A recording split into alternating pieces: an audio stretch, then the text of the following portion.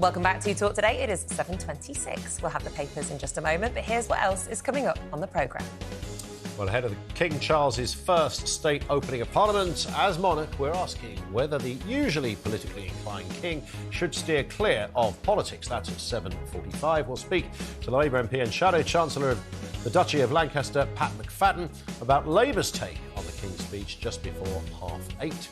And is optimism the key to tackling obesity? We'll be asking the experts if it's the right way to get people to lose weight. That's at 8:45. Well, let's take another look at some of this morning's front pages now. The Express focus on the warning from police to call off pro-Palestinian protests planned in London this Armistice Day. In the Times, thousands of women at risk of breast cancer could be saved by a new drug costing just 4p a day. Incredible. And Baroness Michelle Mone is the Mirror's cover as she admits links to a medical supplier who were paid £200 million during the pandemic. Yeah, former Labour advisor James Schneider and Conservative advisor Claire Pearsall are back with us for a look at this morning's newspapers. Where are we starting, Claire? Interesting one on breast cancer treatment, which we alluded to there. That's right. I mean, this has got to be good news, hasn't it? That a relatively cheap drug can be offered to those people with a high risk, with family history of breast cancer as a preventative measure, rather than waiting until they have been diagnosed with breast cancer and then start this particular treatment. They can be given it in advance. And this is going to save the NHS an awful lot of money in the long run. I think they've worked out like £15 million it would save them on treatment costs. And for women to not have to go through that fight when they know that they have those genes and are at risk. Surely this is what the NHS is absolutely about. This preventative nature has got to be the way forward. They've taken away all of the red tape because some of these drugs previously were made for other reasons and they're being used off licence. But now we're getting rid of all that red tape. GPs and consultants can prescribe this.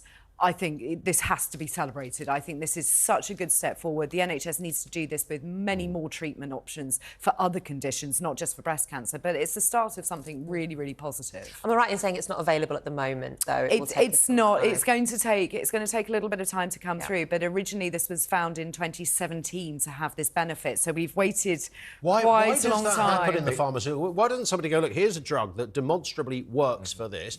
Let's get it out there, this afternoon? Because we know it works. Well, so there are two things. One is the patent, and this one has been used, I think, since 2006 for treating cancer rather than for prevention.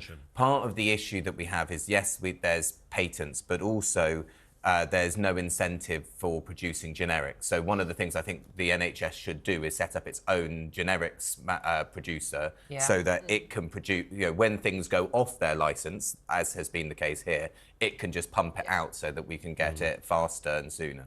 Yeah. It's so depressing to think how many companies are sitting on cures or preventative measures for people's diseases and they're just waiting to make money off it instead. Well, yeah, but is it just that? I mean, is it because even the worst pharmaceutical dodgepot in history would surely not sit there going, well, I've got this great cure that's going to stop old people dying. But, unless you give me the Spondunix, you ain't having it. Does that really happen? The issue isn't that there are some evil, nasty guys in pharma. It's the system in which they're in. So, for example, I think it's something like 68% of R&D doesn't go to finding new drugs or new uses for drugs, but trying to change a little bit of it so that you can keep your patent going for longer, so you can keep your monopoly for longer. It is, as an industry, structured so that the people that own it can get the most benefit out of the drugs rather than the patients can get the most benefit out of the drugs. But I think there's also an issue with the National Institute of Clinical Excellence. I was going to say, domestically there are problems. Domestically there's a problem. So when something comes up, they have to test it, which, OK, everybody accepts it. It needs to be tested, it needs to be run through and make sure that it is fit for purpose. But that process itself takes such a long time. And it takes forever for it to be available. And then it's only available to some people. And I think we need to speed this up. We need to look at the benefits it is going to have for the health of those individuals and also for the long-term costs to the NHS. Indeed. And just make this a much more efficient system. Do you know, other than the nuclear industry, the pharmaceutical industry is the most regulated on planet Earth. And often that could be the problem. I mean, it sounds like clearly you want regulations around people handing out drugs. But then there's over-regulation. And it's also who's writing the regulations. If they're written by the industry themselves, then they can be done to protect people that currently own patents to drugs rather than new ones coming in. Yeah. Fascinating chat. Indeed. Let's look at the Financial Times, James. Front page there. What's going on? So this is the Amazon rainforest, which is called the lungs of the earth. Basically, it sucks in a massive amount of carbon, which helps us a lot with climate breakdown.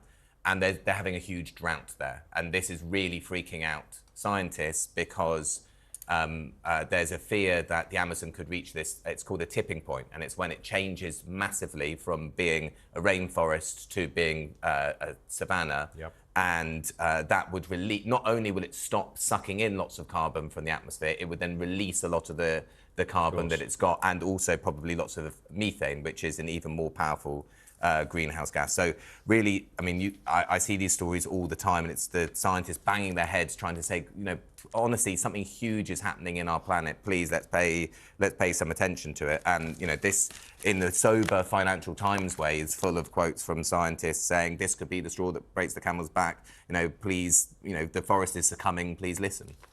Claire, concerning? I don't want to say no, because it obviously is, and the climate is a really big issue for everybody. Do I think it's a massive catastrophe and it needs to be dealt with immediately? No. Really? Why? On what basis? And I find this really, really difficult, because I do believe that there is a change in the climate. I do believe that people are responsible for that with the way that we use and abuse the natural products of the earth. However, do I think that this is an emergency that the United Kingdom needs to make everything net zero as immediately as possible? No. Why? I don't. Because we're not directly involved? No, it's not that. I think that we are so far doing such a lot to combat climate change within this country, and there are countries around the world that just aren't. But we export an awful lot of our emissions, But don't even we? so, when you start looking at the effect of the emissions that are from the UK, and you look at China, China, for example, could make a very, very small change, 1%. And it would make an enormous difference to the rest of the world, where it would sort of take 15-20% worth of difference for the United Kingdom. I mean, I come at this just from a pragmatic perspective. If you look at Just Stop Oil, for example, and everything they are asking for, and I'm sure these are very, wonderful people and, have very nice intentions and all the rest of it. But there's not a single country on the planet, nowhere, even left-wing countries, that are doing what Just Stop Oil are fully asking for. Now, you'd think by now, if this was about Armageddon, which is, these people are saying, we are going to die, the end of planet Earth, then one government somewhere would have stepped in and gone, we might want to stop. I mean, they did it with COVID. There was a pandemic, so they stepped in. They did things we thought they could never do. But there are. So if you look at the Brazil and Colombia, both have decarbonisation, both oil producers. Both have decarbonisation policies. Both have state-owned energy companies that are moving very fast, and they're also doing it with. But that hasn't come out of a moral reasoning, has it? I mean, they have state-owned companies because they always have done. That's of course. But I'm talking about what's the mechanism through which they're doing it, and they're also doing it with the oil workers' unions in both countries. And those processes could go faster. But to say that there's no one on earth that's doing it isn't. But the full agenda of Just Stop Oil is pretty significant if you look at it all. It runs into sort of people's parliaments and all manner of other things that they want in this. Did Rishi Sunak, Boris Johnson, Macron, Biden, none of these people want to go down as the person that killed the planet. So from a vanity perspective, you might think if it was as Armageddon-like as we think. It's not popular now, and they care more about their popularity. Well, there is a now factor in running a planet. There is, but I think that people look at what they are already doing, and when the costs for electricity and gas at the moment are so incredibly high, for the government to say we need to do more and it's going to cost you, I think that's what people stop at. That's why Uxbridge by-election was won on the ULEZ vote. It's very simplistic to people. If it hits me in the pocket, I'm not massively in favour of it. And so new oil and gas will do nothing for the price of energy, No. whereas if we had substantial public investment in renewable energy that could be used to bring down bills. We could bring the companies into public ownership. Because and it's use not that us to bring that sets down the bills. market price, right? Correct. That's, that's largely an economic argument, right? It is. Yes, I am. I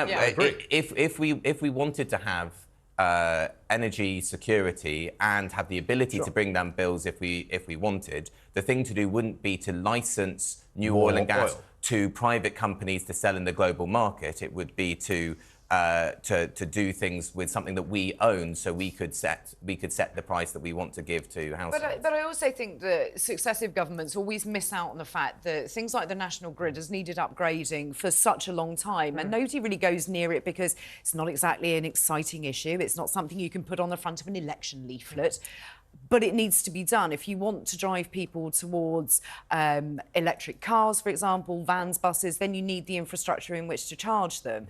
If you don't upgrade the grid, you aren't going to have that. And so, therefore, you still need to have the use of oil, and those exploration licences need to be granted. So governments always look at it in completely the wrong way, and I think successive governments have done that. So in conclusion, we need to make the national grid sexier so that people and also Yes. bring it into public ownership. I mean, part of the reason why it's been undone has been paying out dividends for years, which is totally But that's where you unnecessary get your from investment. our infrastructure. But I mean, they haven't. You just said they haven't been putting No, in the investment. I know, but I don't think they're giving it to the state either. The state generally runs these services very, very badly. If you think private companies are bad, don't give it to the state. There are lots of publicly owned energy utilities around the world that do a perfectly Not good in job. this Well, country. we're going to move on quickly now to a company that's not publicly owned, a trampoline park. Claire, what can you tell us about what's been going on there? You see, now, this really, really caught my eye because I have been to one of these places.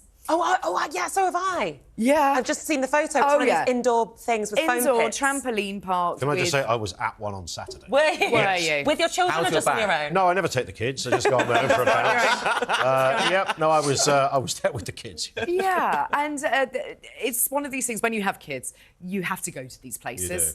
This is something you'll get round to. Get it. I didn't bust my ribs. I hurt my ribs when I went because I was largely too old really to be jumping, too unfit, and fell onto these blocks, and they hurt. They're quite solid foam blocks. Yeah.